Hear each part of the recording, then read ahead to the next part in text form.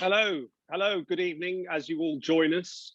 Sorry we haven't been with you for a live interview for a little while, but I think everyone's been quite busy with cricket. And of course, our special guest tonight has been extremely busy with cricket. In fact, I've tried to get him on this show for about a year, and he's so busy that he's only been able to make it tonight. But I'm delighted to say we have got Alec Stewart, the Guvnor, on our show tonight to talk to us about his life and also to answer your questions. We'll get to the questions fairly soon, actually, because we've all got to go. We've all got things to attend. I'm hosting a barbecue downstairs and all that. And I know Stewie's got busy and Simon Mann's got to do his yoga before appearing on TMS tomorrow.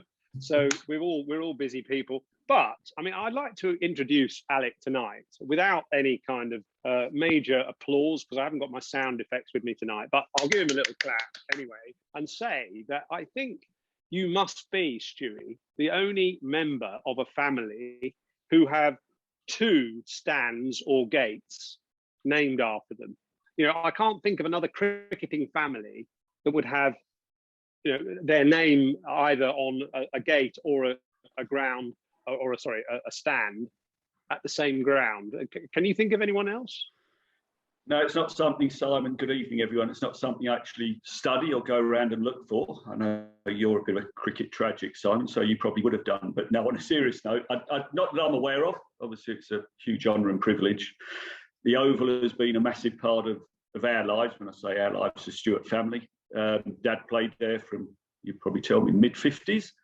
Yeah. And will still pop up into the committee room and watch. So to have the pavilion named after him is a very, very, special moment for him. And then obviously the gate at the far end, what was known as a Vauxhall end, being named after me when I packed in playing. We still have a discussion what's more important, the gate or the pavilion. I claim the gate because you've got to be able to get through a gate to get to the pavilion. But he tries to claim that the pavilion is a bigger honour. So we'll see. Actually, it's a fantastic story, though, and it must be 70 uninterrupted years of Stewart at the Oval then, isn't it? I mean, because you and he, I know you didn't play together, but he was involved at the Oval when you sort of started. And I'd imagine there wouldn't be any years in which one or other of you wasn't connected since the 50s. Yeah, you'd be right. Whenever he started playing, there may be people on here who know that, but when it been mid-50s, probably early mid-50s. And he's been involved, obviously, as a player, then manager, then went away with England, then came back. He's been president, he's been on the committee. I started in 81 as a pro and have been there, as a player, then on and off, still at the club, but in sort of an ambassador role, if you wish to call it that. And then since 2014, director of cricket. So listen, it's a second home for us.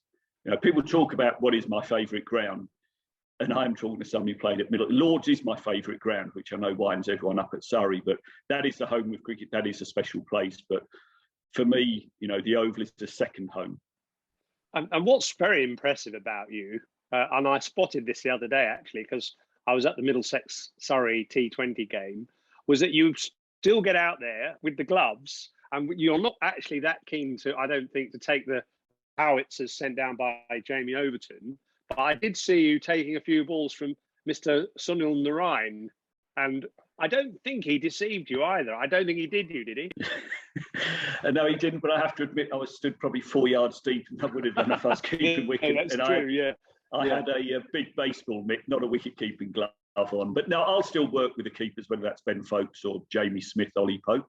But Gareth Baddy is the head coach or interim head coach, doing a wonderful job, and I'm there to support, as I say, the keeping side of things, and then try and keep out the way. Simon, you're in, I assume you're in Leeds, are you? Yeah. Did you make it? Yeah, the trains actually were okay this afternoon. That's surprising. It was actually quite quiet. I was expecting chaos, but it was fine. I've got some questions for Alec. I mean, you mentioned Ben Foakes there. We've already mentioned Jamie Overton. I mean, Surrey are they're churning them out, aren't they? It's Jamie Overton. I know he's a Somerset player originally, but he's going to make his debut tomorrow. And Surrey have, I don't know, presumably progressed him. What's your assessment of Jamie Overton, how he's turned himself from being a good county player into a a Test match player making his debut? Yeah, it's a good question. I mean, we signed him, was it 2 years ago? Or last year was his first full year. We got him on loan at the back end of the year before that. But when we signed him, his ambition was to try and play for England. And he wasn't playing regularly at Somerset. He was there or thereabouts, but not a regular player. And I said to him, look, if you want to come, we want you because of the point of difference. Yes, he's got the attributes of a quick bowler. He's 6 foot plenty, can bowl at 90 mile an hour, but he wasn't consistent at times. And Somerset possibly used him more as I think the term now is the enforcer, whereas we saw him very much as, yes, he has that in him, but anyone who can bowl quick and pitches a ball up as well, because he can swing it out, then there's a cricketer. But he's taken a while. Last year, he had a couple of injuries, was very inconsistent. And then we signed Azam Mahmood for the start of this season as our bowling coach, because of the movements that we've had in the backroom staff. And those two clicked straight away. And Azam Mahmood is a wonderful bowling coach. And he shortened Jamie's run-up a little bit, which made him more compact at the crease when he let go of the ball. And we've seen a consistent bowler. He's still bowled 90, 92, 93 miles an hour. He's bowled with good aggression, and he's roughed people up. He hit his brother on the head last week. But he's also got people nicked off an LBW through pitching the ball up. We'll know anyone who faces pace, you're generally hanging back a little bit. So show the short ball, but then pitch it up, catch him on the crease. And he's had good success. He's got 20 odd wickets at about 21. How he's going to go in a Test match, it's going to be nerves. He will bowl a couple of balls that obviously get hit for 4 because that's what happens. But with his long levers and things, he is a point of difference. And that's, I think, why England have gone for him with no Jimmy Anderson, as against perhaps his twin brother. I'll tell you what, he can bat as well, can't he? I mean, I was just watching his striking at Lords against Middlesex, and there were low full tosses. He was hitting about 85 yards. Amazing. Yeah, no, he's a clean striker. But on a serious, again, when we signed him, we're not just signing you as a bowler. We're signing you as a bowler, batsman, all rounder. And again, he's one of those, and Yoz, it's probably the same with you. If you bat at number 10, you bat like a number 10. I'd never know. Did you get that high? I'm not sure if you did in the order. But we said to him, no, we want to get you in at, can we get you in at 8? But think as a batsman. We've got quite a lengthy batting lineup. So at times he's gone in at 9. But when he thinks as a batsman, he plays like a batsman because he's got a very, very good technique. That's red ball cricket. And in white ball cricket, yes, we've got off to a nice start in the 2020 group stages, but he has won us a number of games through his striking, but also his intelligent batting. And hopefully, he's going to bat 8 in a Test match, I assume, which will allow Ben Foakes to bat properly with a number 8 instead of perhaps having a farmer strike and feel as though he's batting with, let's call it a tail ender, as against a lower order batsman. Do you think he's a better cricketer than his brother? I was waiting for that. They're different cricketers. One is a swing bowler, I would call fast medium or medium fast, whichever is a quicker term. Whereas Jamie's an out and out quick bowler. So Craig has played, and I think he's an excellent all rounder because he has good control, swings it. Whereas I say Jamie has that X factor of 90 miles an hour, and anyone with someone who can bowl 90 mile an hour in your team has an asset. And if he can control his nerves tomorrow or whenever he first bowls, then he could be a big asset for England for a number of years. Has he been picked a fraction early? We'll find out. As I say, this Azam Mahmood, Jamie Overton combination has been very, very good. You just want to make sure that he can still do it without Azza checking in with him at a lunch break or walking down the boundary edge at fine leg just to say, just remember certain things with your action or your follow through. But now I've got big confidence in Jamie that he'll do England proud. And what about Ben Foakes as well? Because he's had an excellent couple of Test matches, Alec. His place was under a bit of scrutiny, wasn't it, after the Caribbean? Listen, I went on record probably 4 years ago, I think. They said he's the best, or was and still is the best wicket keeper in the world, and I seriously believed that then. And then people saw him in India on a difficult surface or difficult services, showed that. West Indies, I think he's coming for some harsh criticism myself. It hasn't been big criticism, but people are saying I didn't have a great tour. it's the hardest place to keep wicket. Always has been. Go back to ask of Jack Russell, Matt Pryor in more recent times. So he may not have been quite as tidy as he could have been, but because of the difficulties of where you have to stand, how close you are to the stumps, everything happens so much quicker that I gave him a bit of slack, to be honest. And then with his batting, again, some of the times he got stuck with the tail. So his actual stats and batting averages, were they 20 or something like so. But he got himself out and trying to do what was right for the team. So that was the winter. But in the 2 test matches so far, I think we're just seeing a high quality, as I call it, world-class keeper, but a high quality wicket-keeper batsman. He's averaging, I think, 70, 80, 90 for us in the championship. But he's a serious batsman. And when people talk, should we play a better batsman? He could get into a test side on his batting alone. But because he keeps wicket, he'll bat at 7. And as I say, thankfully, with Jamie Overton at 8, he's got another batsman behind him. Yeah, well, he has been. He's been very impressive this summer. That's a big call, isn't it? He could get in the test team, just on his batting. That is, if you put the combination together, you've got a serious cricketer there. Yeah, and that's where England are lucky. They've had a Joss Buttler, they've got Johnny Bairstow, they've got Ben Foakes, all different and different styles of batsmen, different styles of keepers. But whether Joss should play, whether should keep, whether Johnny should keep. Ben is a genuine all-rounder. Goes back to the Matt Pryor mould, perhaps. That number 7, who, as I say, Matt could have played as a batsman only, I believe, and I seriously believe that about Ben as well. What's the Where latest? do you sit on the? Sorry, Simon, you carry on. I'll just a couple more quick questions to Alec.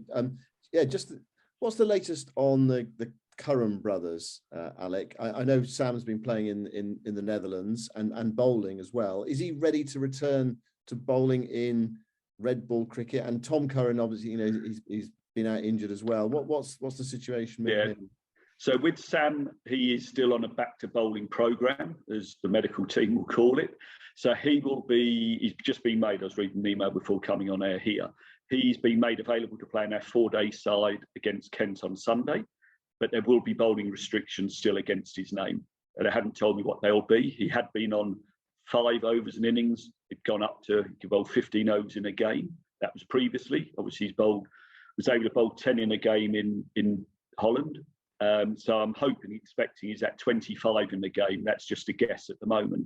So he is, because of the stress fracture and the type of stress fracture, the medical team at ECB are being, probably wrong to say overcautious, but certainly cautious in his full comeback or integration back into red ball as well as white ball cricket. And then with Tom Curran, his brother, he's obviously had that stress fracture, but he's still a way away from playing. He's also he's had a knee issue, which he's been managing for a period of time too. So we haven't got a date on when Tom will come back, but Sam isn't far away from taking full part with no restrictions, but at the moment he's still under, as I say, red ball restrictions, but he's batted nicely. The one good thing about him not being able to bowl for his own good is that we've been able to play him as a batsman, and therefore another one who previously might have batted down the order, we've given him that opportunity of batting up the order, and he's taken it, though he hasn't got that elusive first class 100 yet. He's got something like 5 scores above 50 out of his 7 innings that he's played, and he's played nicely batting at 3 in the T20 for us too. Yeah, it's one of those, we've talked about it before with Sam, isn't it? What is he as a cricketer? Is he a bowler who bats? Is he capable of being an all-rounder? Eventually will his batting overtake his bowling? We probably, I don't know, do we still not yet know? I don't know. Yeah, so when I first saw him as a 14, 15-year-old, I thought he'd be a better batsman and bowler. But what happens when you get picked young, and he was playing at 16, 17 in first-class cricket and 2020 cricket, he hasn't been almost allowed to develop his batting at a controlled rate. He's batted down the order, and like I was saying earlier about a Jamie Overton or whoever, if you bat down the order, you sort of bat at that number you are put. But now he's been given an opportunity to bat higher up. That is where we've seen his skill sets, that he can bat times the ball beautifully, and when he can just bat at his tempo, fine. But when he played for England, he's batted at 8 or 9, and his chances are he's had to because of perhaps what's behind him. All yours, yours. We're in that we're in that sort of funny part of the season, county cricket wise, where formats are kind of colliding, and you've gone from quite a few blast games to a championship game or two, and then back to blast again. What, for a director of cricket, I mean, what's that like? Have you got this sort of list of players, and and also you've got injuries as well to deal with, and England calls, so juggling all your manpower. And what's your system? Have you got a big board up with players and sort of availability, cross, tick, and kind of working through them? I mean, how does it work? No, you've described it perfectly. If I was at the office, I'd spin the camera around and show you. So I've got the big whiteboard, exactly that. 28 names in black, which is the staff. Then I have injuries in red, and then unavailability as well. So unavailability is generally England. I've run out of a red pen on injuries or unavailability. But no, we are, because England have got red and white ball going on at the same time, or have been, we've lost 6 there to England. And then we are, of the whole staff, we've also got another 7 on the physio's bed. So we're well down on numbers. And unfortunately, that you touched on the fixtures, the itinerary, that which has been put in place is just injuries waiting to happen. You only have to listen to whether it's GCB doctors or the medical teams, and then you'll know this. They talk about bowling spikes. If you bowl too much or don't bowl enough, you are opening yourself up to injuries. And it's proving correct yet again, year after year. We talk about it, that if your bowling overs drop less than 30 overs a week or spike more than 40, the risk of injury increases tenfold.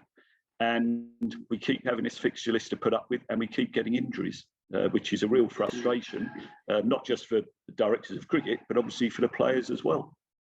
So is it about partly, if you like, to use a rather crude word, lurching from one format to another for a bowler? So 1 minute he's bowling 1 over spells, trying to get his Yorkers and so on, and diving around the boundary. And then suddenly he's moving into another format where he's bowling 20 overs in a day, and then back to the kind of 1 over spells again. Is that part of it's what causes the problem? Yeah, we talk about the spiking, as you say, and it is exactly. So our itinerary, let me take you back to, when did we play last?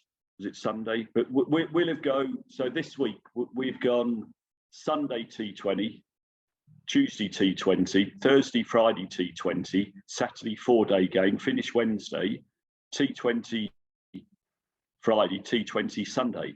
So trying to manage it with injuries, we've left a bowler out. Yeah, we've got to a nice start in the T20, but we've left a bowler out of our T20 each game for the last 4 games, inverted commas, to rest them so that they can just try and get their energy levels up, or we're using them to bowl more overs on the training ground so that they're then ready for a 4-day game. You're diluting the high quality of the cricketers that are available, and that's county-wide. Instead of, as I say, having a sensible, from a medical point of view and player safety point of view, the scheduling could and really should be much, much better. But with 4 tournaments, it makes it nigh impossible for those who are doing the itineraries and fixture list. Interesting stuff. One more quick question about Surrey. Verdi, I'm a Verdi. What's the news on him? I hear he's playing second team. I mean, what's the story with him? How's he getting on? Yeah, he got 6 wickets against Middlesex. At the moment, he's playing up at Radlett Cricket Club now against Middlesex, going into the last day. But he hasn't played yet this year, and that really is a credit to Will Jacks, who, yes, is a batsman bowler, but he's turning himself into an off-spinning batsman all-rounder, in that Moeen Ali type of cricketer. So early season, when a spinner may not come into their own, but will still bowl some overs, we've gone with Will Jacks. He's added batting ability, but Will Jacks has bowled very, very well this year. And therefore, at the moment, that's a route we're going, playing a spinning all-rounder. Whereas Verdi and Moriarty, the left-arm spinner, who's just started playing the T20 again, are more one-dimensional cricketers. But it's really the way Will Jacks has bowled that has meant that Amar Birdie hasn't played or Daniel Moriarty haven't played yet.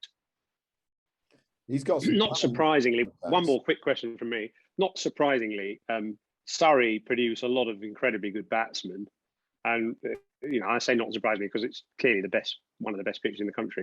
And you were one, of a great legacy of fine batsmen from Surrey. I always thought with you that you had this amazing timing and also very good bats. So it was a combination of the two.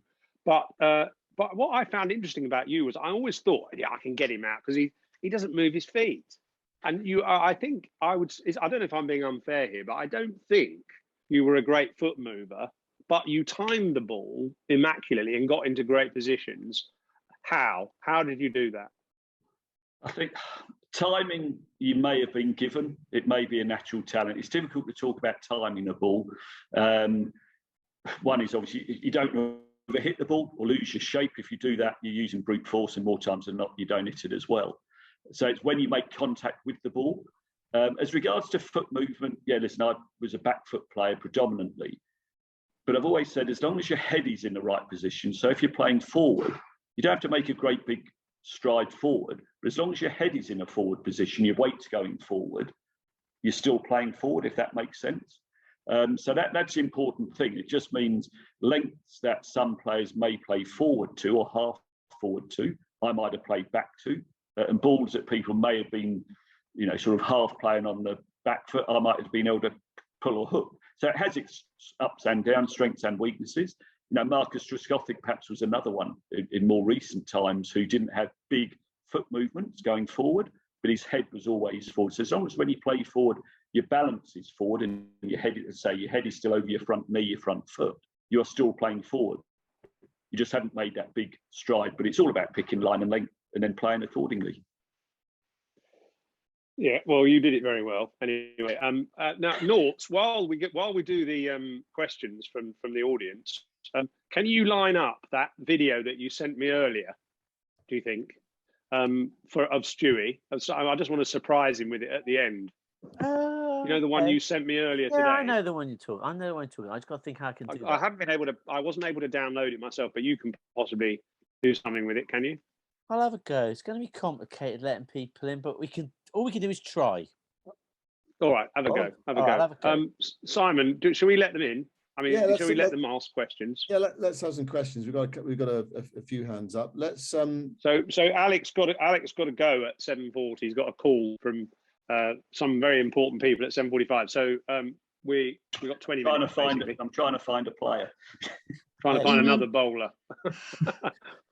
Okay, right. So, let's get some questions then. Let's go with James first. James. I'll let Rob in. You already let me in. Fine. Oh, sorry, Rob. Okay, Rob. I've been cast aside already. Well, cheers, Simon. Thanks. No, let's go, Rob. Let's go with you. Evening, Alec. How you doing? I'm good, Rob. Thank you very much. Just a quick point. You probably don't remember, but years ago, you actually did me a huge favour by recording a video for my best mate when he was getting married, and you abused him on the balcony at Lord's. So thanks for that, which was quite good. I used to actually, when I was batting, I used to do the same as you, just because I watched you twiddle the bat, just for no reason, just because it made me feel in. My question is, you must be really proud of the young players coming through. Is that one of the plus points of so many players being injured or being called up? Because just the game last night, there's so many young players in. It was fascinating to actually see young players come in and take the pressure. It was obviously a very pressured situation last night. It's giving them opportunities, so when you write down our squad, or other councils will do the same at the start of a season on paper, you're happy with that squad. You then got to try and balance up who you think may play for England and those who probably won't at that stage. So say we're 6 players down with England at the moment, but you try and balance the staff up. What you can't cater for, I generally cater for 3 injuries at any one time. We've got more at the moment. But yeah, if we're giving, it's Nico Reefer, 20-year-old debut T20 game yesterday, Conor McCurr, first game yesterday, came and hit the winning runs. But this is what we try and say to our younger players, and I almost use Ollie Pope and Sam Curran as examples. You're never when you're in the second team, don't think that's where you're playing forever. You're never that far away from playing in the first team. And then, if you're good, going on to play for England. But you do have to balance the staff up. But something we do try and pride ourselves on is to try and bring as many of our young players through our academy system. You know, people say, "Oh, wealthy." So they talk about, you know, wealthy county, just throw the checkbook. That's not how we work. If we need to supplement from outside, we will. But our first look is always what have we got ourselves, what is coming through, and what have we currently got in place. So then, who's your one to watch then that we've not seen yet from your vast academy? Who's the one we should all put money on to play for England at some point? I'm not going to name any names because I don't like putting expectation or pressure on a youngster. But there are 2 players. They're only 16 at the minute that I've got high hopes for. So thank you very much. Cheers. Thanks, Rob. Great, thanks, Rob. So who's next? Nort, so are we going to James next? Okay, James is coming in next. I can just report, Simon Hughes, I have the video ready. Well done. When we so there you go. Right. Well done. You're a star. Well, I do my best. I do my best. All I can do. There you go, James. Great. I'm looking forward to the video. I hope it's safe for work. Alex, thanks for joining us. There's been a few chats on the group about the England openers because it's still a moving target. You know, Crawley seems to be on borrowed time. But we seem to be going through a process of getting slightly better each time is the way I've seen it. And you know, there's been lots of names muted on the group. Where do you see the England opening pair going? Do you see Crawley staying? Do you see my school teacher John Wake, if anyone remembers him, was obsessed with left-hand and right-hand combinations? Is that important? And the final bit of the question is obviously you used to play in Soccer Aid. Who of the current England team do you see doing a job at the back for England in 10 years' time? Should we start with the last one? Yeah, no one will be able to kick them like I could. But no, on the opening slot, listen, it's a tough place to bat because obviously with the new ball and everything. So, you know, Crawley could go and get 100 tomorrow, and then we almost put things to bed and say, right, Alex Lees is showing progress. Crawley's, you know, come back from a run of low scores, now banged out 100. But the important thing is that, and I don't think England done this particularly well for a period of time since sort of Cook and Strauss, that they've gone through a number of openers. But what they'll play them, they've picked them because they believe they're the best. Then they drop them after, but it's 4 games, 6 games, 10 games, whatever. And it's almost though those players then go to the bottom of the queue again. Instead of actually saying, look, we thought you were good enough. You've had a little taste. You've gone and played. Certain parts of your technique or method have been exposed. So we're going to take you back to county cricket. But we as England are going to talk to your county coaches, but we as England are also going to send down a batting coach to work with that player to try and improve him so that he doesn't go from the number 1 choice down to the 18th choice. He might go from number 1 to number 3 or 4. They keep observing him to see if he's getting better. So that if there's an injury or loss of form in the opener has replaced that player, he isn't miles away from coming back up. Do you understand what I'm trying to say? Because otherwise, all you do, you work down your list of every county opener. Yes, I know he's no good now. Let's go to another one. Yep, no good. And you just work your way down. Instead of trying to say, he was good, we thought he was the right person, he's just dropped, but we want him to get back up again.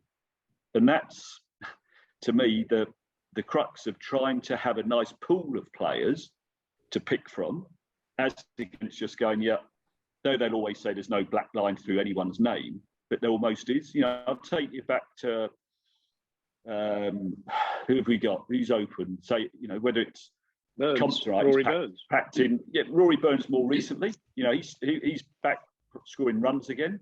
But how he plays was good enough to get him into the England side. He scored a couple of Test hundreds. Are they going to look at him again? He's got 100 last week down at Taunton. But we haven't seen any England coach come down, and I know there's been interim and COVID and everything, but I haven't seen any England coach turn up to observe Rory Burns in the nets, not just in the middle, but on the training ground, to try and say, yeah, this is why you were dropped, because of whatever they thought. So he can then try and work to get closer. So if there is an injury to Lees or Crawley or loss of form and they make a decision, they know, the selectors stroke the coaches know that he has worked on that area that they dropped him for, he can come back in.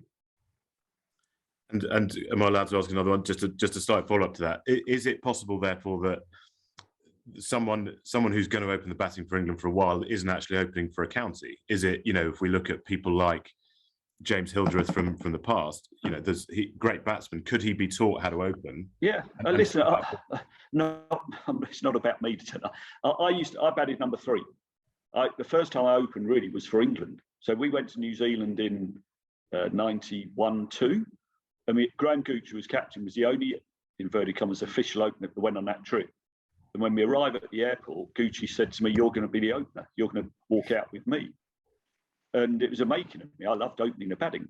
So, yes, if you bat 3, I think you can open. Mark Butcher, another example, opener or 3 or opener.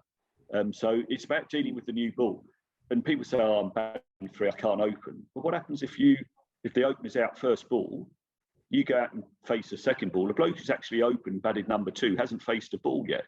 So effectively, you have to think as an opener too. Same with Ollie Pope. He's batted 4 for us. He's now batting 3 for England. Can he bat 3? It's one ball difference. So it's a mindset. Obviously, you've got to have the technique, but it's a mindset as much as anything. And then it's about scoring runs, because that's a batsman's currency. Yeah. Cool. Thanks, Alec. Thank you. Great. Thanks very much, James. Great. We forgot to talk about Ollie Pope, actually. Wonderful 100 at Trent Bridge. Presumably, Alec, he's not. That's not surprised you what he came up with in that last game. No, it always wary people saying, "Oh, Surrey bias." It's because I see him regularly, and I've seen him since he was 15 or younger, actually. He's a super talent. What we haven't seen yet is the consistent run scoring of Ollie Pope that we see every week at Surrey. Yes, it's slightly different level, obviously. The quality of bowling is different, but his method, technique is there to succeed at the highest level against high quality bowling. He at times has looked, I've used as a little bit frenetic at the crease in India on tough pitches. And then in Australia, I think he played his test matches in the day-night games. And he didn't quite do and perform as he knows he could or should have done. And I just hope that, one, if it's the environment that McCullum is creating with Ben Stokes, and on the back of the 100 last week, that he now feels more of a solid part of that team, as against, if I don't score runs, I might get left out. And I'd still go back to, and I'm being protective of him, when he got the 81, I think it was, against India at the Oval last summer. Yeah. Then it went to Old Trafford and India called it off for COVID. He had been told he wasn't playing in that test match. They were bringing Bairstow back in, or I think, was it Bill Hook? Someone had not played. They were making a batting change, and the top scorer and the best player at the Oval then got left out. And that can't help a young person's confidence, let alone a senior player, but a younger person's confidence and feeling a part of the environment. But now, and even Ben Stokes went on record and saying, "I want Ollie Pope in my side and I want him to bat 3. That's a big endorsement from your captain. And that will hopefully make him feel at home in an England shirt as much as when he wears a Surrey shirt." Great. Okay, let's move on. Answer. Paul Morley. Right, Evening, keep your you, answer short, Stewie. It's going to be a short question, don't worry. No, I think with just Ollie Pope's a great example we've just been talking about. I think that the challenge for batsmen these days coming into the Test team is that, are they experienced enough and tuned enough to bat long periods of time, given the focus on lots of white ball cricket in domestic game. And I think we talk about averages. Joe Root, obviously he's just gone past 10,000 runs. He's averaging nearly 50. Is Joe Root going to be the last England batsman that we see that averages over 45 in Test cricket, maybe even over 40? What do you think? No, definitely not. Well, we'll always produce good players, 100%. Now, yeah, I appreciate the game is a quicker game now, and that is very much to do with the white ball game, the T20 game. But the art of batting, as I said earlier, is about scoring runs and knowing how to score runs. And you don't have to get them in a rush. You can, but you're also allowed to have quiet periods. If someone's bowling well, then you are allowed to leave the ball, you are allowed to defend the ball. And the art of batting hasn't changed. Even, if Sir Geoffrey was on board now, he'd be telling you that. But it's knowing what balls to defend and what balls to score off. And that will never change, I don't believe, in the whole game. But it's having patience. You know, the world we live in, there is less patience in the world. Everyone wants everything here and now. But if you want to be a Test cricketer, and talking to our players at Surrey and others, Test cricket is still seen as a pinnacle. So if you're going to be a batsman, be prepared to bat long. And that's not blocking every ball. Have a positive mindset in both attack and defence. I agree with all that. I guess the question is whether there's enough players with enough there are desire 100%. to do that. There will be. And the right skills to do that. I've just spoken. Yeah, Ollie Pope. I'll say it now. This has been recorded, so in 10 years' time, come back if I'm still around and tell me I got it right or wrong. Good stuff. Okay, thanks, Paul. Right, final question this evening goes to Martin. Hi there. Hello, Martin. Hi, Martin. Just a quick question, really about your career, as illustrious as it was. Looking back, do you have any regrets from your career? Anything that you think that you missed out on or didn't do? Yeah, I kept getting out quite regularly. Now, when I say regrets, I don't think you should have regrets, because everything you do at that time had a reason why you chose to do it. But if you look back what I didn't achieve, then I played in 7 Ashes series and lost all 7, so never won the Ashes. That's, if you want to call it, a regret. And losing that World Cup final in 1992 to Pakistan it is a regret. We didn't have the winners' medal; we had the runners-up medal. But I loved, win or lose. I can look back and say, look, every time I pulled on the shirt, whether it's for Surrey or England, it was an honour, and I gave it my everything. I had some good days and I had plenty of bad days, but I was fortunate enough to have a long career and achieve a lot of what I set out to do as if you want to call it a schoolboy, as a young professional. But I was about winning, and therefore not to have beaten Australia and won the Ashes, and not to have won a World Cup over that. I played 13, 14 years for England. Yeah, if you want to call it regrets, then please do. Yeah, okay, thanks. Yeah. I tell you what, I've got a regret that you'll have, and Noughts has got it at his fingertips. Noughts, do you want to show Alec the thing that he will regret? Yeah, right. I'm gonna watch this, Stewie, and then you can go. Okay. This I'm I all reckon. right, a couple of minutes. He's just delayed me by 5. Right. This I reckon will be definitely something you regret. Right. Can everybody see that? Can you see that? Yeah. Yeah. From the old Rob and Linda stall, stumbled across this. I'm just going to make it full screen. Nearly good enough type player. Stewart will hope that he's going to be given 1 for the over there. Yes. Alec Stewart has fulfilled a lifetime ambition by managing to bounce somebody and be told that is your 1 for the over. What was that? What was that? If only they had the speed guns back in those days, I reckon that would have reached, 60 kilometres?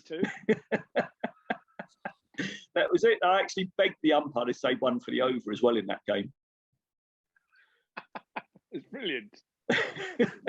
Yeah, it wasn't a classic. You've got no idea. I mean, you worked very hard in your career as obviously keeper, batsman, but you've got no idea what it's like being a bowler, really, have you? And now you've got all these injuries everywhere.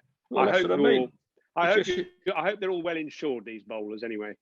They're just soft, aren't they? Your era was soft, weren't they? Yours. You missed. I reckon you missed more games than you played, didn't you? I definitely don't. Definitely not. I played with half a leg half the time. God, Listen, gee, I just they're weak as piss now, I reckon.